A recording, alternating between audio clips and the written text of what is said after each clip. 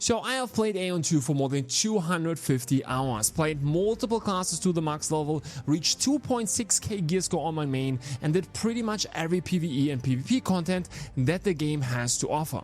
And now I feel like ready to do a final review of the current state of the game. And guys, I don't care if they are working on a better UI or not. I will judge the game based on what I have in the game right now. Trusting NCSoft words here that they are actually working on a better PC UI? No. Thank you. We judge everything based on the current state. Okay, so I played the game for over 3 weeks now, and I have to say it was such a roller coaster. One day I was loving the game, and the next day I was hating it. Like literally every day something good or something bad was popping up. And this is simply because this game has not been tested by actual players. You have to imagine, they realized on day 1 of the release, oh, the game is actually too hard on the phone. Yeah, so we better enable a form of autoplay for mobile users. Oh, and potions are a little bit too expensive, so let's reduce them by 75%. Oh, and this class is way too weak, so let's give it a huge buff. Those things just happened on day 1 and day 2 of the release. Like, someone should have at least tested in the development phase if you can actually play the storyline on the phone. And this is just a trend you see throughout the game. Simply a lot of things are not done or not really polished. And before we start, this is of course my subjective opinion. If you have a different opinion, that's totally fine. Just blame me in the comments. Okay, let me start by what I really like about the game. First of all, this game looks visually crazy. It's an Unreal Engine 5 title, and I have to say, this finally actually feels like an upgrade to all the other MMORPGs when it comes to the graphics. I personally really like the art style, the bright colors. It's completely hitting my taste here. Especially in dungeons and in instance content, it just looks really insane. It is of course not perfect, but it's for sure still a big W when it comes to this game. Then the next thing that was really surprising for me is the performance. I simply have everything on max and I didn't experience any lags or whatsoever. Yes, I have an insane PC, but this is not standard. I didn't even have to optimize any settings. And I'm coming from Throne and Liberty, and I'm telling you, I appreciate this here. Then I have to say I enjoy the combat to a certain extent, but only in PvP, because in PvE it gets really simple. So you have to understand that this game is a true tap target combat with a pretty good action combat mode. But at its core, it's a tap target MMORPG. In AION 2 you have 12 active skill slots, but here it's important to understand that there is a skill queuing function. So as you can see here, you can have multiple skills on the same slot. So I have right now 4 abilities bound to my first key. Now I just need to spam this one key and it uses all those abilities when they are ready. And that makes especially PvE crazy simple, because as so often in PvE, most classes anyway have just a few abilities that they always have to spam. And if you put them all on one key, that makes PvE really simple. For PvP, this is of course a different story, because you have to use your abilities way more situational, but for PvE this is not really the case. That's why I'm saying enjoy the combat way more in PvP than in PvE. And let's be honest here, that system was 100% introduced for mobile users. If you're playing on PC, you don't want to see that shit. Maybe if you have 30 or 40 abilities to choose from, but that's just simply not the case here. You just have a handful of abilities, and if you then also queue those abilities, that makes the combat just way too simple. But yeah, besides that, the feel of the abilities, the hit feedback, and the general satisfaction when using abilities is there. And I generally like it. That's why I really like the combat at its core. And I think it has a lot of potential. But this skill queuing thing should just not be there. But then one thing that I really don't like about this game is that you have literally 0 customization options when it comes to your class. We just talked about the skills, right? most of them are set. You can modify them a little bit, but this is not changing the ability at its core. It's just giving it more damage or is slow on top or something like this. You have only 4 so-called stigma abilities that you can actually change. But this of course only the skills. You have also this huge deviant skill tree, and the system has even multiple pages. But in the end, you will have so many points that you will just literally have every single node in this tree. But now you might say, the gear is probably different, right? No. Even for the gear, everyone is going for the same. If you're going for PvP, you will have a specific PvP gear set. And if you go for PvE, you go for a specific PvE gear set. And what does all of this do? All classes will feel exactly the same.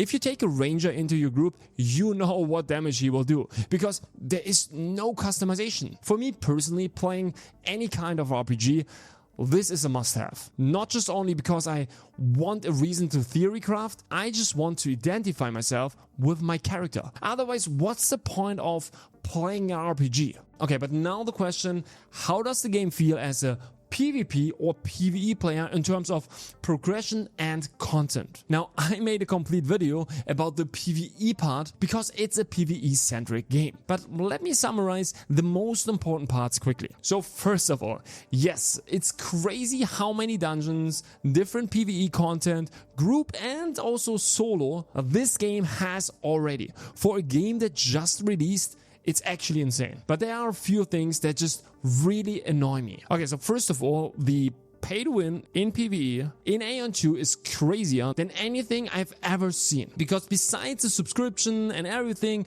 which we will talk about later, all PvE gear cannot be dropped in dungeons. You have to craft it or buy it in the auction house. And this shit is really expensive. And as a non-pay-to-win player, it's so hard to get. Of course, you could just wait till the prices drop, but that obviously makes the progression feel not better. If you can't earn your gear through dungeons and you literally have to buy everything, that's just stupid, especially for a PvE-centric game. The second thing is that there are resurrection stones that revive you at any time in PvE if you die. And this even in boss fights. As long as not everyone is dying at the same time, you can use them unlimited. And of course, you can buy them with real money. That just feels so bad for all PvE content. And the last thing that is just really annoying for me personally is the dungeon mechanics feel more on a difficult level from my puzzles in my kindergarten time. It's really basic, because in AION 2 it's all about dodging telegraphs. Yes, some people might like that, but yeah, I'm really not the biggest fan of it. And don't get me wrong, the dungeons overall feel pretty good and they look amazing. But for me personally, for a PvE-centric theme park MMORPG, you need to deliver better content and a better progression path even if your game is pay to win. Okay, then for PvP it's interesting because I like the combat in PvP and the overall progression of your PvP gear is actually decent. You have to do PvP content to earn PvP gear. Great. But the problem is that the best way of getting this PvP currency is by killing other players in the Abyss, which is essentially just an always on PvP zone. You're also getting the currency by doing arena or battlegrounds, but by far the best way is by killing other players in the Abyss. And I can tell you, this snowballs just really hard. So if you're really playing a lot in the beginning or paying a lot, you will earn this currency super fast, which will allow you to buy a lot of those PvP gear pieces. And this will snowball even further because you will be much stronger than everyone else in the Abyss, and this gives you a lot of the PvP currency, which allows you to buy even more PvP gear. And this PvP gear is just giga broken, which is a whole nother problem, because if you are falling behind, it makes it just really hard to fight against other players, which not just makes the Abyss really unbalanced, but pretty much every PvP content. If you want to do 1v1s, 4v4s, you want to go into the battleground, everything is just always a gear check first. And the problem is that this just snowballs so hard. Then another big problem is that all the content, the teams are not balanced. Yes, you have an MMR system in 1v1 and 4v4 arena, but there is no balancing of classes in BGs or 4v4 arenas. That means in some BGs, the enemy team might have 3 tanks and your team has 0. Or the enemy has a pre-made group and yours not. The balancing is so bad and makes a lot of the content just really shitty. So I enjoy the PvP in general, but all the PvP content feels currently imbalanced. Maybe that's better if you're fully maxed out, but I think that shouldn't be the balancing. Now, let's talk about the monetization. You all know how bad it is, right? No. You don't.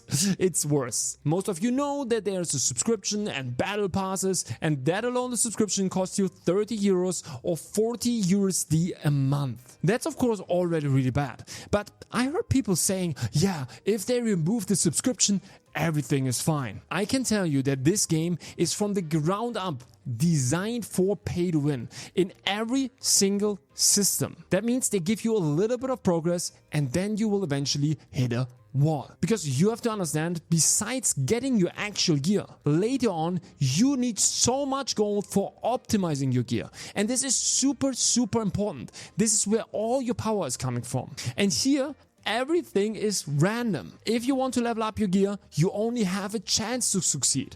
And if you want to change a specific trait, it's of course random. And this randomness is pretty much in every system. If you want to have the perfect gear, there is no way you're not paying. Maybe if you play 16 hours a day and play 5 different characters, you can be somewhat relevant. But it will be such an insane grind. So I myself bought a subscription and the battle passes, and I think after 2 weeks I realized that I hit a wall. From that point onwards, I either had to pay money or, as mentioned, I had to play multiple characters for 16 hours a day, and that just to be somewhat relevant in this game. And this is my problem with the monetization. I don't care about the subscription, but if I can't make progress, if I'm not playing 16 hours a day, even though I have a subscription, that's my problem. The game is simply from the ground up designed for you to buy gold from NCSoft, similar to Lost Ark or BDO. But on top of that, they put a way too expensive subscription model. That's so ridiculous. Okay, but one of the big reasons for the subscription was of course because of bots, right? Because you need a subscription to actually use the auction house or to do any player trading. So that should limit bots, or no. This game is so full of bots. Like, these bots are spawning every single second and flood the auction house with everything. It's so bad. Especially in the Taiwanese servers, the inflation is like crazy. But we not only have actual bots that are a problem, but also a lot of people that are botting. So they use macros to farm in the open world. First of all, because they get gold from monsters, but additionally because of the pet system, which essentially gives you more power the more monsters you kill in the open world. For most people, that would be of course a long grind, but there are so many people that simply use macros for that. And don't get me wrong, I don't know what they can do against all of that. I'm not an expert on that, but playing a game like this is not fun. You see everywhere actual bots and people botting. I'm pretty sure you cannot beat today's bots anymore, but you probably could design your game a little bit less bot friendly. And now the last thing that I just need to mention is that this game sometimes just screams mobile game. And this is just because of a lot of things. Yes, it's the UI that is just completely bullshit, and they should have never released that game in this state with this UI. But besides that, the game just overall feels in so many ways way too simple. We talked about the combat, the queuing of skills, the itemization, and that you have 0 customization options, and the simple dungeon design, and so on. Everything screams mobile. But the problem is that the game is probably not even playable on mobile. I don't know what NCSoft is doing here again, but they probably did the same mistake as with Throne and Liberty. In the beginning, Throne and Liberty was planned as a mobile game. Then they shifted that towards PC only. But you still felt, especially at the beginning, the slight mobile touch on some elements. And here again with AION 2, we have a game that looks mobile-ish and has a lot of mobile elements, but is not really playable on mobile. If they want to do mobile games, they should just do mobile games. But these mixed games are just so bad. Now these are my biggest pros and cons about the game. And don't get me wrong, there are more good things about the game, like the character creation and the 2 insane sliders. But those are simply not meaningful enough and will be overshadowed by all the other points. And I know it's hard to overshadow